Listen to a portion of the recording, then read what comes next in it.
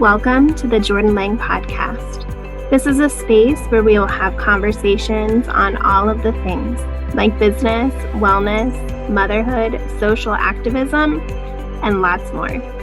Come prepared with an openness to learn, grow, and expand yourself just a little bit further with each topic we discuss.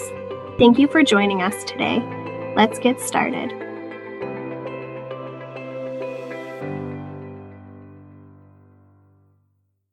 Welcome to episode 2 of the Jordan Lang Podcast. We are officially diving into season 1's theme of emotional and mental wellness with today's episode, which is a conversation on spiritual therapy with Chelsie Skowyra. Chelsie is a spiritual therapist and Reiki master who bridges the gap between psychology and spirituality to provide support for anyone on a journey of self-exploration. She is a Pisces sun, Capricorn moon, Pisces rising, with a love for the ocean, curating playlists, and writing. She currently lives in Michigan with her husband and 9-year-old dog, Jiffy. There is a content warning on this episode as we briefly touch on violence against persons of color during a mental health crisis. If you believe that this episode and the content we discuss could be triggering for you, please choose to skip it. This is part 1 of a 2-part conversation with Chelsie. Let's get started with our conversation on spiritual therapy. All right. Hi, Chelsie. I'm so glad you're here. We're having this conversation today. Hey, Jordan. I'm so happy to be here. I'm so excited for this talk. Yes, me too. This is going to be a 2-part conversation that I'm having with Chelsie. So make sure if you're listening in to this first conversation, make sure you check out the next one too, because it's going to be amazing. So tell us a little bit about you, Chelsie. Yeah, so my name is Chelsie, obviously. And I am a spiritual therapist. So I have formal training as a marriage and family therapist, but basically experienced some pretty intense burnout and secondary traumatic stress and thought, maybe I'm not meant to be a therapist, and then maybe I need to leave the field completely. And then after that, I had a spiritual awakening in the midst of that secondary traumatic stress and realized, there's a need for this like space of trained therapist and spirituality. Like so many people are missing that. And I think for therapists, especially, if I had been able to kind of go in with this mindset and this foundation into the work that I was doing, I think I could possibly still even be in community mental health. Because the way that I do the work now supports my healing and my self-care much more than it did the way I was doing it in the past. Yeah. Oh my gosh. I'm excited to dive into this topic with you because it's such an important one and a great way to kick off season 1, which is all about mental and emotional wellness. Real quick though, before we dive into spiritual therapy, which is our topic for this first conversation, what do you like to do outside of work? Like what lights you up? What do you do for fun? I love to curate playlists. Like I can curate a playlist for just like a drive to the grocery store. Oh my God, I love it. Yes. Anything to do with water. So nice, like ritual baths, being near the ocean or a lake. Anything that I can do with that. Traveling when we're able to completely safely. I can't wait. Daydreaming. Even just planning trips is one of my favorite self-care tools. Like just planning a vacation, even if it doesn't happen. Like I have a whole trip to Montana road trip planned out. Like who knows when it will happen, but I've been planning it. Right, you're ready for when I'm ready. Oh, and concerts. I love live music. That is like mine and my husband's favorite thing to do is just go to concerts together. Awesome. Oh my gosh. Yay. Well, hopefully in the next several months, yes, fingers crossed, we'll be able to safely get out, travel, go to concerts, yes, and see each other once again. Yes. So It will be so beautiful. Yes. Yes, very much. Okay, awesome. Well, let's go ahead and dive into this conversation with one another, all on spiritual therapy. So, we're just going to start right off with what is the difference between traditional therapy and spiritual therapy?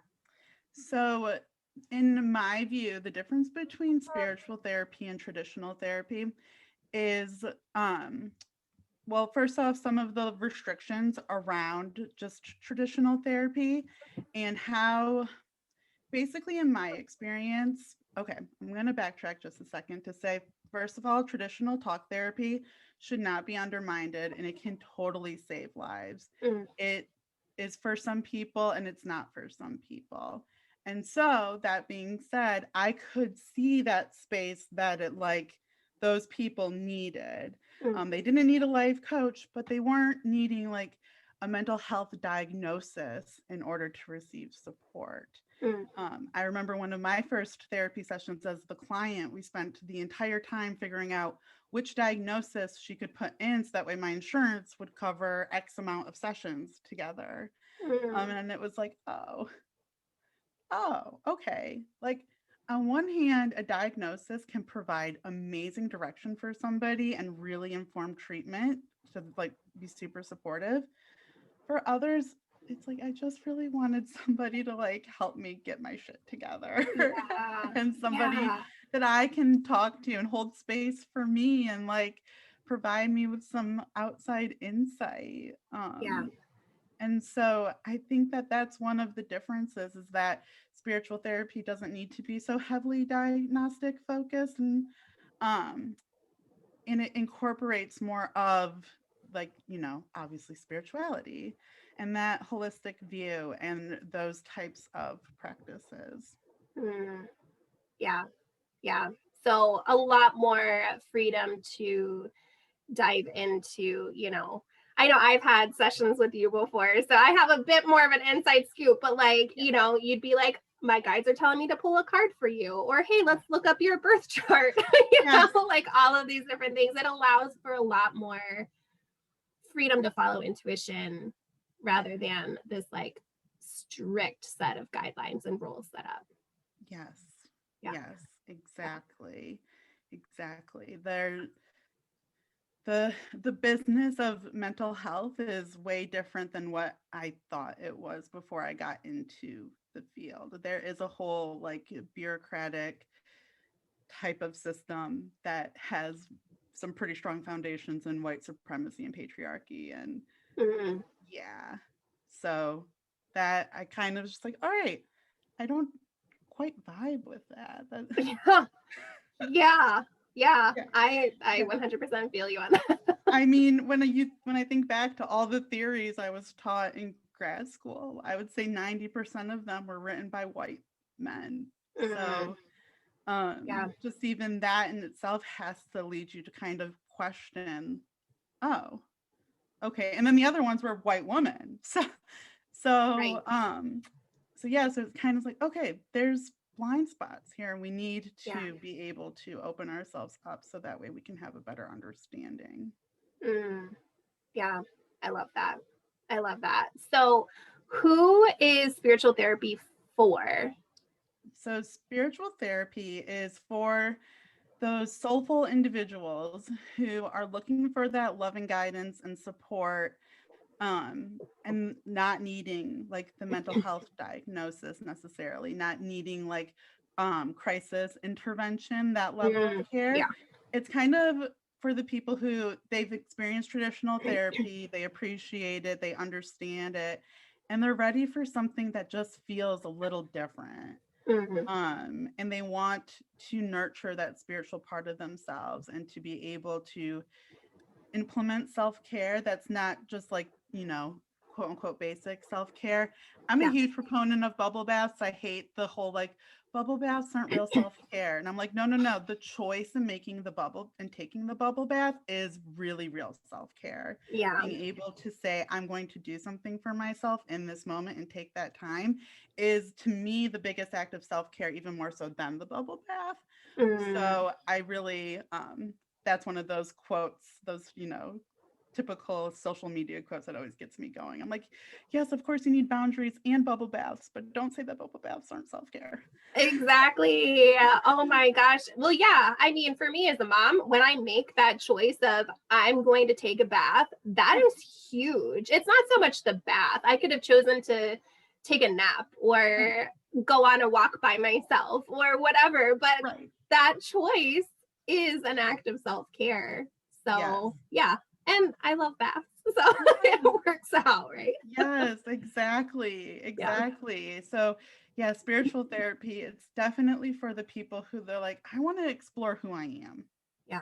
Like, I want to explore who I am and do that with the support and sounding board of somebody that I can trust. Mm, yeah.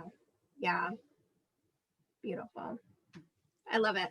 Yes. So, what then would you say are the benefits of spiritual therapy, short term and long term? Because I'm sure that there's, both within Yeah, the scope.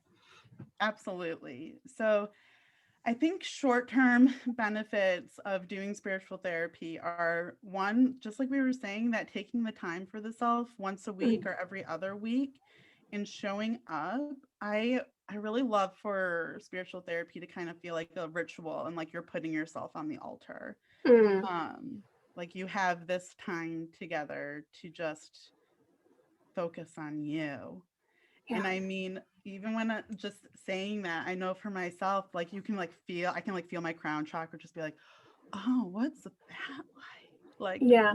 just for you. Oh, that sounds wonderful. Uh-huh. And so obviously that can help reduce your stress and just improve your overall like creative functioning is how I like to think of it. Like Mm, you can just begin to like learn new ways of being and you slowly begin to implement those, which leads to the longer benefits of doing spiritual therapy, of just having this deep understanding of the self and how you interact with the world and how you respond to it, and being able to just have like this beautiful process that you enjoy. yeah. It teaches you, I think, to understand that there are going to be good and days and bad days, but you know your heart through it all. You know how to Mm, reconnect to that pure part of the self that is like, we got this. Like, I'm not these emotions. I'm experiencing these emotions. It's part of the human experience. I signed up for this shit. I need to talk to that bitch that signed that soul contract. However, this is where we're at. And so we're just gonna honor it. And then you can move forward and you can continue to create that sacred life that you want to live for yourself. I think so many people think that it's so far out of their reach to be living the life that they want to live, but gosh, so much of it is just in the day to day, moment to moment, and being able to like infuse the sacredness into what you already have. yeah. Uh, yeah. Yeah. I love the way that you put all of that because there are those short-term benefits of like that, you know, just having that space and that time for yourself. Yes. And then those long-term, like you said, of experiencing those good days and those bad days through that lens of like, I'm feeling these things, but I'm not these feelings. Like I'm Yes. still me. And I know my experience through the whole journey is just during our sessions, feeling seen and heard and validated. I think that's a big thing too, of just like, am I crazy for feeling this way? Or, working through those feelings of guilt or shame or Yes. whatever it might be. And you going like, you're allowed to feel that way. Yes. You are justified in feeling that way. And that's great. Feel those feelings. Let's help move you through those feelings. And then being like, try these things next Yes. time you feel that way. So it's Yes. being equipped with those tools by somebody who knows what the fuck they're doing and can say, try these things, Yes. see how it works for you, because, you know, this is what I'm hearing you say. And I think that these would be really good things for you to give, a try. Yes. Yeah. Yes. Absolutely. Uh, Oh, Yeah. I love Yeah. that. So what would you say are some of the most common misconceptions around therapy? Because there is still this stigma. Yeah. I feel like we're this younger generation, like our generation and then the ones coming up, are much more aware of the importance of mental health. Yes. But there's still a lot of stigma around it, which drives me insane. So what would you say are some of the most common misconceptions? I think the biggest one is that you have to have like a severe mental illness in order to go to therapy. And so like I kind of shared with my therapy experience and why I wanted to almost like form this middle field, this middle ground for people. And just that you have to be like so sick and like completely not able to take care of yourself in order to benefit from it. Anybody can benefit from some type of therapy, whatever it is that will work for you and drive for you. The second one is that like all therapists are the same. There are so many different theories out there, different degrees out there, all of the things. Like, don't give up if you have one bad therapy experience. You can find your person. You also have the right to like end therapy. Like you have the total right to say like, okay, this relationship isn't working for me. Um and it doesn't always have to be something like so personal. Like knowing that the therapist is trained and can like remain professional and be like, that's totally okay that you don't want to continue with me. Like, do you want some support in finding somebody new? What can I do for you? Obviously, if there's something that happened and a repair needs to happen, letting that happen. But I think that there's this misconception that there's always such like a hierarchy within the relationship. When I do believe that most therapists want it to be like a more collaborative partnership and therapeutic relationship in that way. Yeah.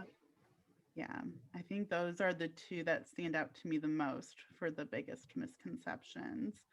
I It's one of the things that I love about social media is like all of these websites and stuff that are like therapy is cool, and like these sweatshirts I've seen like therapy is cool. I'm like, I love this. Yes, therapy is cool. I've seen on TikTok this trend of kids like making PowerPoints for their therapist. Like, here's my PowerPoint to update you. And I'm like, oh my God, I love it. Right. And they're like, my therapist is going to think I'm crazy. And I'm like, over here, like, no. Actually, I think I might create a PowerPoint for you guys. Right. Add in your music. Yes, exactly. Yeah.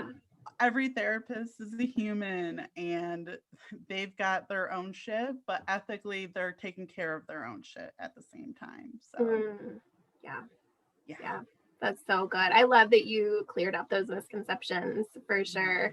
Yeah. Especially the first one with you don't need to have a serious mental illness to see a therapist. Sometimes you're just having a bad day or you need to talk to somebody who isn't your partner or a parent, just talk to somebody who's safe, who can listen. Yes.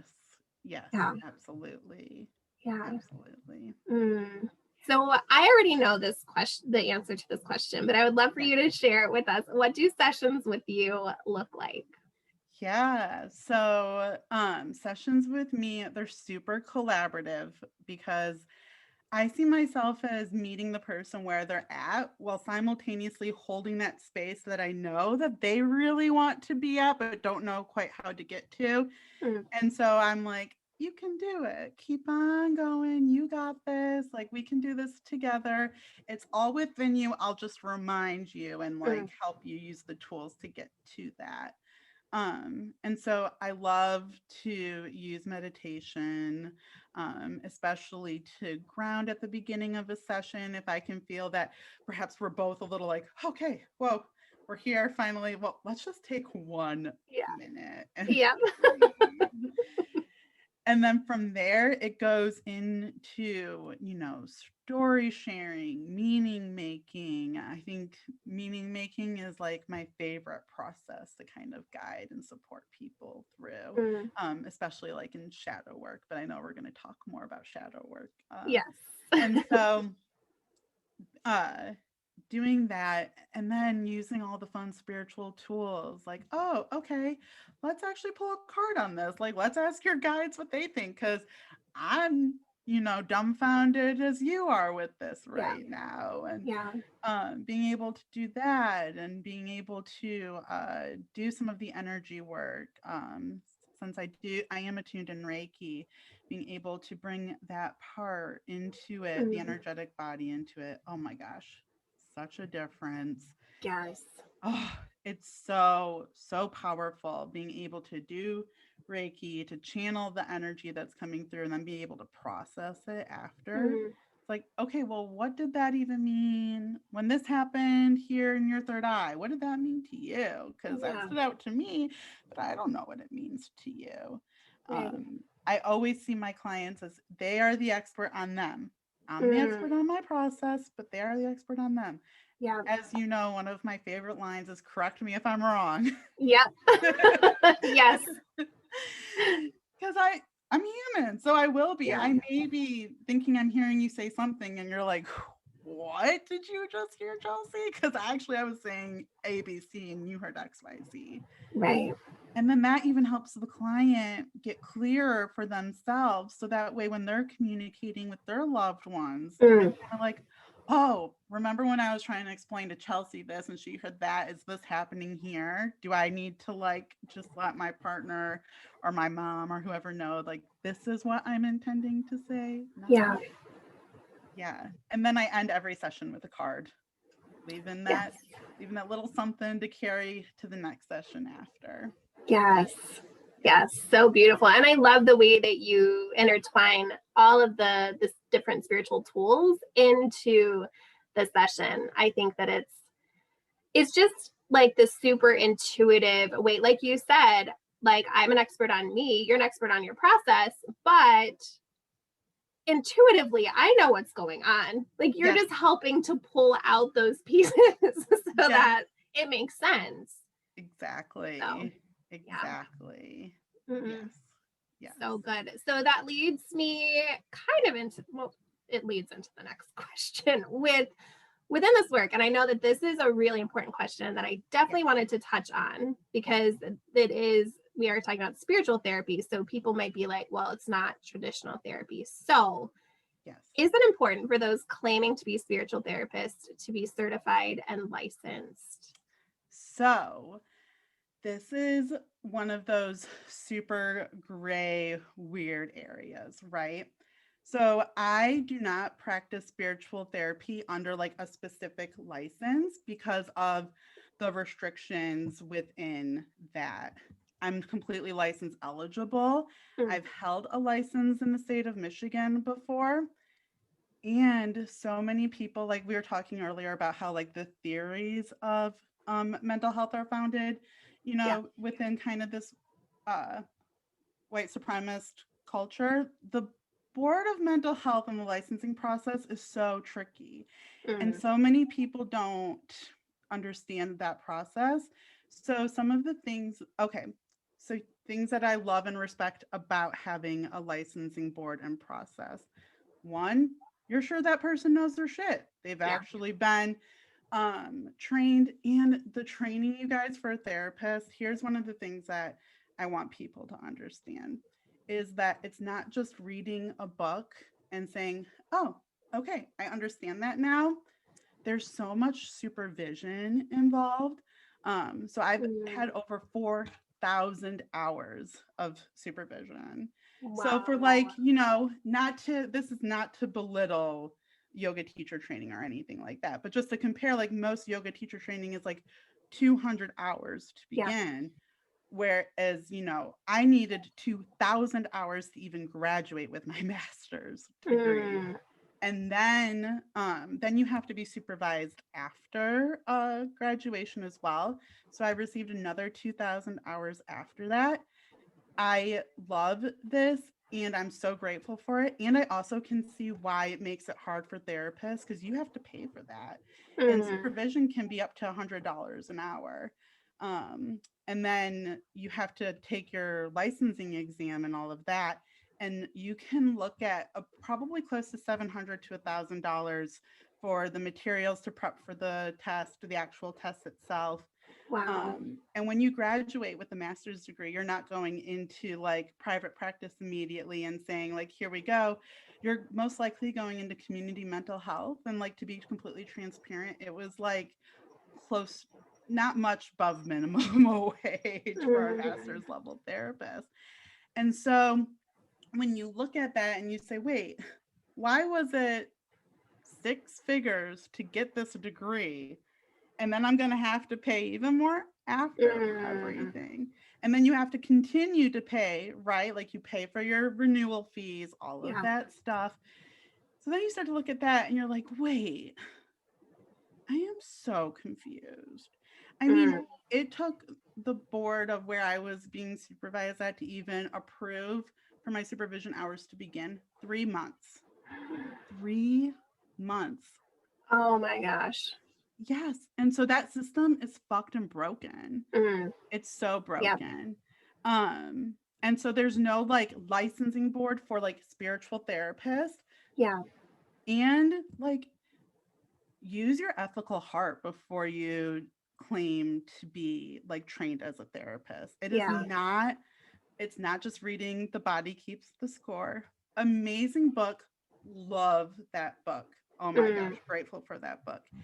And it is nothing compared to actually working with somebody who's experiencing a trauma like in the moment, like it just happened, and all of a sudden they're in your chair. And then you're talking with your supervisor about the steps that you did forward, and that person is letting you know, okay, yes, that's awesome. You did the right things, or like, whoa. I've had the experience of being like um in grad school, having like doing therapy in the room and having people behind the mirror, like people Mm. I think that that's not real. It's completely real. Like there was there it's about seven of my classmates and one of my supervisors back there, and we would be doing therapy. You take a break in the middle of the session, you go back, you check in with everybody, they let you know if you're missing anything, if you're like totally fucking it up. My supervisor in one session literally looked me dead in the eyes and said, "You're being a fluffy fucking therapist and not doing your job." Oh my God. And then you had to go back in and And like then I go finish the back in, session. and to that honestly was one of the best things that ever happened to me in my training as a therapist, because I am a recovering people pleaser. And so when I have a client that's just sitting there wanting me to agree with how much their life sucks, I'm like, yes, wow, I'm so sorry. Like, I'm a master at validation.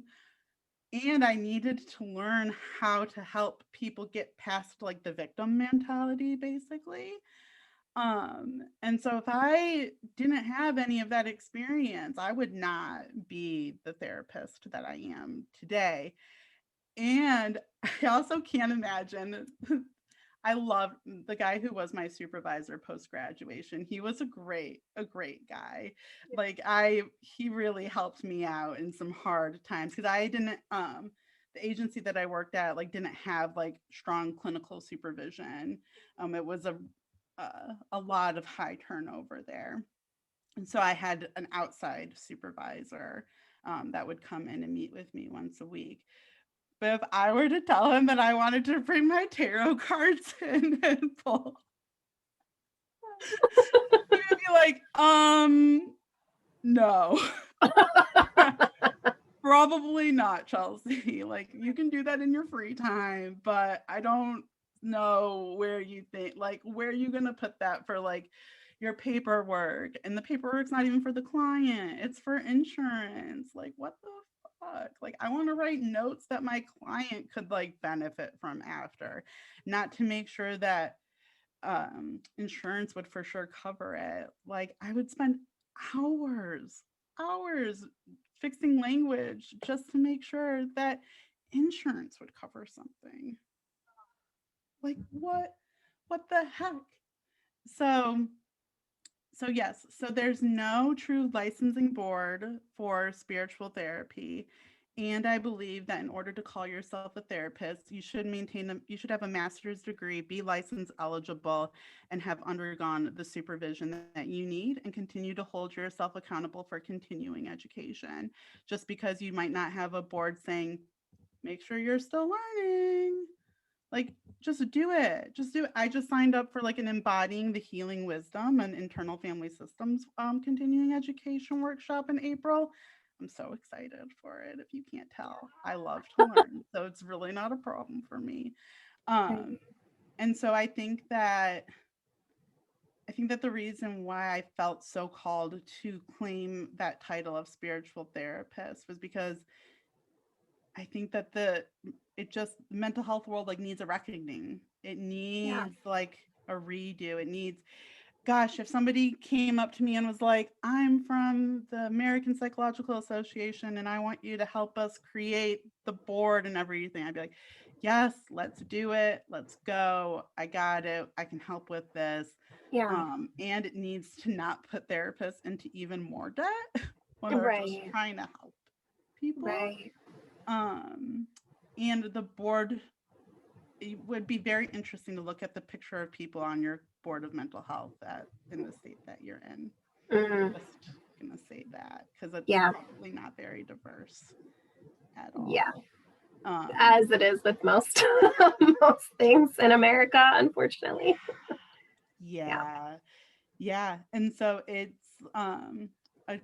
it's definitely a really gray area. And so if you're working with somebody who's saying that they are a spiritual therapist, you have every right to ask them to like, can I see your like degree? Like, Yeah. can I, the client has every right to question Mm. um the credibility of somebody's credentials. You have every right to. Yeah. On my old website, I've been working on updating my other one. I might have it on this one, I'm not quite sure, but I have a whole little thing you can press and it's like, here's everything I've done for the most part. Like, you can Mm. read through all of it, and it might mean something to somebody and it might not for another person, but Right.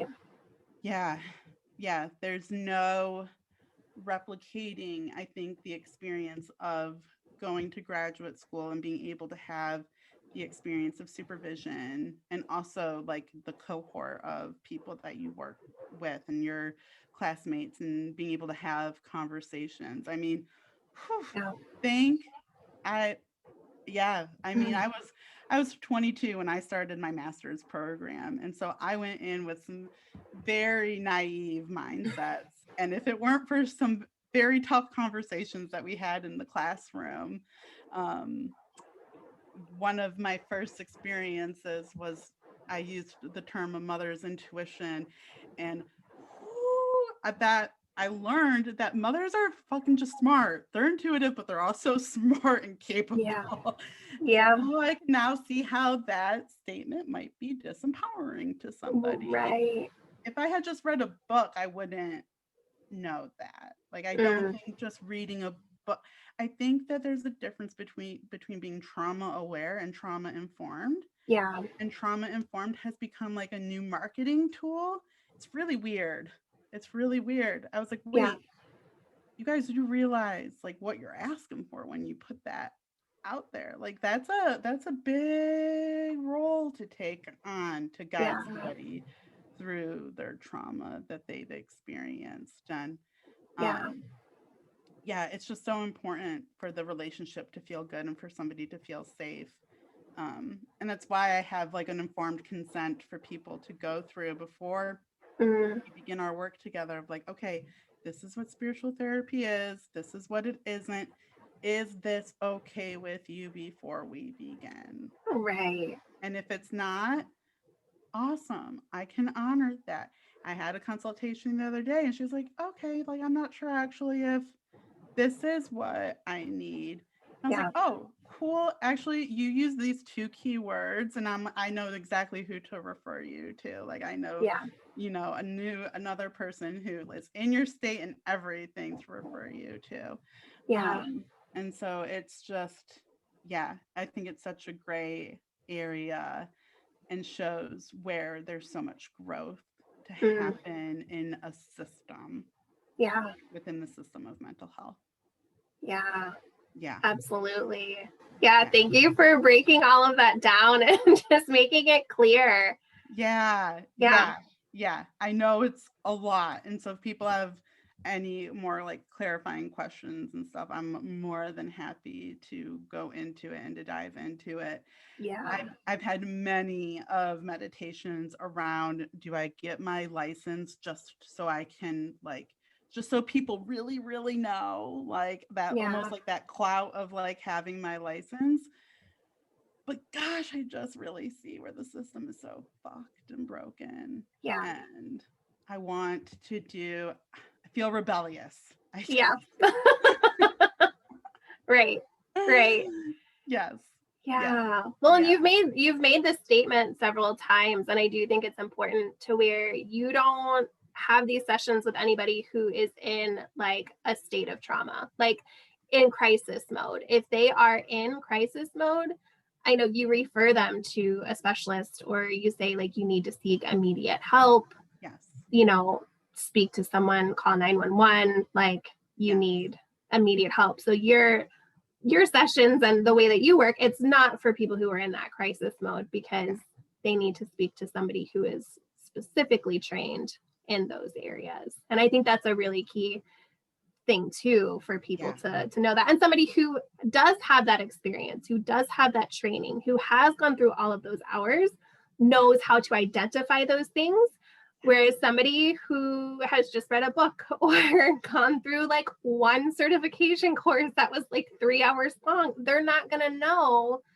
And it's not that they're doing it to intentionally harm anyone, but they don't know any better. So that's Yeah. why it is important to make sure that you do find somebody who has the credentials, who has put in all of that time Yes. and energy to learn and really know what the fuck they're doing, so that, it's just a safe experience all around for everybody. Exactly. Exactly. In my community mental health times, I worked with really actively suicidal individuals, and Mm, so I am so aware of the level of care that they need. And while somebody, like, if they're, doing their therapy and everything else that they need, if they want to come get a Reiki session with me, hell yeah, let's do yeah, some Reiki. Let's yeah, let's align those chakras. We got yeah, this.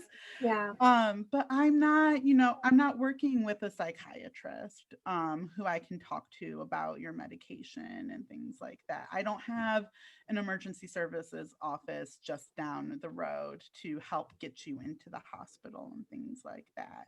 mm, On my informed consent, I include emergency hotlines and whatnot. I think yeah, it's it is another completely interesting conversation that we could have another time too, because it could be a wormhole of, like, telling people to call 911. mm. It's like a both and. It's totally what we're trained to do, and as therapists, is like, if you're in an emergency, call 911. Also, we've But seen that sometimes people in those mental health emergencies aren't getting the appropriate reaction. yeah, um I mean, I did community based. I've been in situations before where the police have been there and I've been there, and they're there with their guns and their bulletproof vests, and I'm there. They're just like, hey, yeah, well, just, yeah. everything that's like you said, this is a conversation we can have, a deeper wormhole. But even just saying that reminds me of the privilege that I hold as a white woman. Of course, I can call 911, Yeah. but it's maybe not be safe for a woman of color, Yes. or, a man of color, to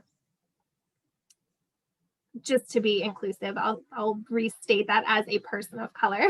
Yeah. Yeah. I'm trying to be better about catching myself in those Yes. moments. It's probably just with everything that's coming out with, these people who are in crisis mode calling 911 and then being murdered. Yeah. All they need is help, and they thought they were doing the right thing. Yeah. So yeah, that's There's definitely something that needs to be brought to light. So definitely another conversation for sure. Yeah. I'll be sure to send you, so you can include in the show notes, some of the resources that I provide for people. Yes. There's a texting crisis line that's great. I mean, I know so many of us, the thought of dialing a phone number and talking is like, no. And there's also an organization, I believe it's called Blackline, and it is specifically a crisis line for Black, Indigenous persons of color. And so I provide those resources to my clients when they're signing up. So I'll be sure to get those to you so you can include them. So if anybody is listening to this and they're thinking like, I'm in that crisis right now, that's why I even put on this episode so I can get something. Yeah. Go to the show notes, get those phone numbers, make it happen. Absolutely. Yeah. So to close out this first part of our conversation on spiritual therapy, Chelsie, if you could give one piece of advice to somebody who's listening right now who might be struggling, what would that be? If I could give you one piece of advice, I really want to go back to one of the statements I made right at the beginning, that you aren't your emotions, you experience them. And if you can just take a moment to remember that, and then do one small thing for yourself, even if it's just placing your hands on your heart, feeling that breathing in, that breathing out, just trust that the shitty experiences and emotions, they will pass. There is support. There is healing. Is cyclical. It's not a perfect cycle. Even we kind of go like which way in every way. It's messy. It's not linear, but it is going to all be okay. Beautiful. Thank you. Before we dive into the second part, those listening to this first conversation, how can people connect with you and learn more? Yeah, so you can connect with me on Instagram, Pinterest, or now TikTok. My username is at Chelsie Skowyra, and you'll be able to see the spelling of that name and the title of everything, I'm sure. And then my website also has ways to contact me. I offer free consultations, and I'm really excited because I've been working on my healing room membership. And so I've been consolidating like everything I've ever created basically into one space. And then I'm going to hold a monthly ritual inspired by the whatever astrological season we're in, and workshops. My first workshop is going to be on automatic writing, I think, as an intuitive development and self-care tool. So awesome. I'm super, super excited about that. That's going to be the next big thing coming for the bridging spirituality and psychology. Amazing. Thank you so much, Chelsie. Make sure you stay tuned to listen to our second conversation where we're talking all about shadow work. Yay. Thank you so much, Jordan. A massive thank you to Chelsie for this conversation on spiritual therapy. If you want to continue the conversation that I had with Chelsie, we are going to be diving into shadow work in episode 3. So make sure you continue listening there. If you want to connect with me more, I am on Instagram, and you can find me at the Jordan Lang Podcast on Instagram. There is also a corresponding blog post for each episode, which dives in a little bit more deeply on the conversation, adding in some further insight. So make sure you check that out on my website. It's www.jordanlangco.com/blog, BLOG, and there you'll find the correlating blog posts. Thank you so much for your love and support of the Jordan Lang Podcast. Lots of love.